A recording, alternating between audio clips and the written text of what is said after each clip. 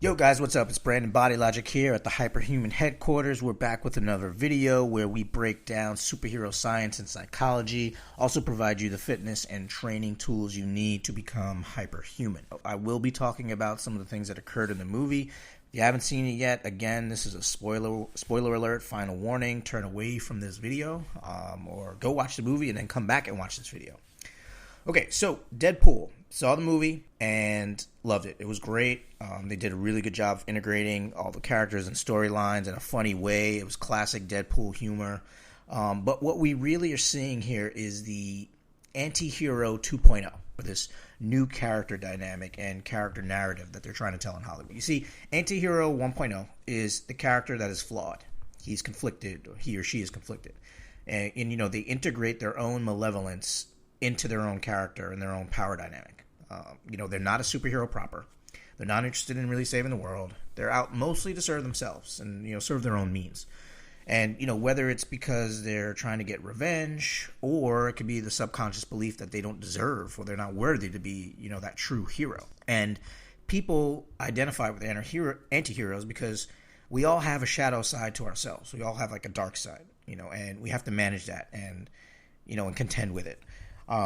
Societies and cultures are structured in a way that sometimes makes you feel shameful about your shadow side, that it's ugly, it's reprehensible. And, there are some cases where it actually is, where it can be damaging and harmful to others. But there is some utility in your shadow. It can be useful to help attune and help direct you when shadow elements show up in your environment, because the environment is a form of chaos. So when you see it, you know it. Even if it's just the potential for chaos in some way, shape, or form, it has some use. But, the shadow, it's really hard to manage the shadow, which is why a lot of people spend time repressing it, and society tells us to repress it. And then plus, due to social constructs, we live vicariously through these anti-heroes, because a lot of times there are some ugly sides to our shadow selves, so we kind of vicariously see those played out. Okay, so what is Antihero 2.0? Antihero 2.0 is a hybrid of the hero proper and Antihero 1.0. It's kind of like a meeting in the middle. In 2.0, the antihero is much less, selfishly driven.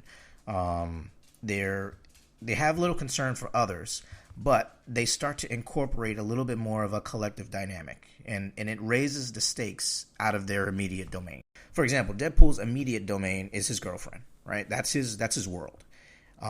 If he cares about anything outside of himself, it's her. And, that's it. His true allegiance lies with Vanessa.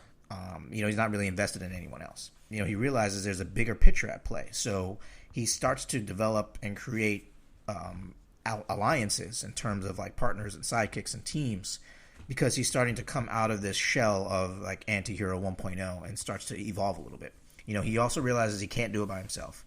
He needs to bring other people into the fold. The other aspect of the 2.0 version of the antihero is that they choose to save a life in some way, shape, or form. So you see superheroes proper, they are all about balancing the scales, high moral principles, save everybody, as much as you can, Captain America and Superman ideals. The antihero rejects that whole line of thinking. But as they move through their own experience, their lens of perception expands, and they start, like I said before, integrating the collective. This is why Deadpool saves the kid in the movie, because he's kind of innocent, and he sees himself in him. He's hurt, he's on this path, and, he will take the same road that Deadpool was on. And so while the Antihero 2.0 he's not going to save every life, he is going to choose to save one in some way, shape, or form.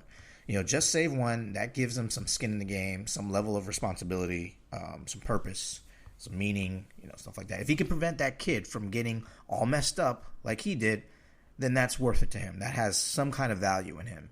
That's a hallmark of the Antihero 2.0. They begin to explore this idea that it's not about him, it's bigger than him. So, in fact, if you watch the previous video on Deadpool that I put out on the anti-hero science, I included a clip, right, from the first movie when Colossus, at the end, when Deadpool was about to kill Francis, he asked him for 4 or 5 moments, and he talked about what it means to be a hero. And, they were all kind of scoffing at it. Even Francis was scoffing at it. And that was definitely a speech that was being spoken to Deadpool 1.0, Antihero 1.0. Well, come to find out, they used the same exact speech in Deadpool 2, Word for word, Deadpool actually says the speech. So you see the evolution of his own character evolving, right in front of you. An Antihero 2.0 will kind of semi-sacrifice and offer up themselves for some other type of gain. And that gain was Vanessa.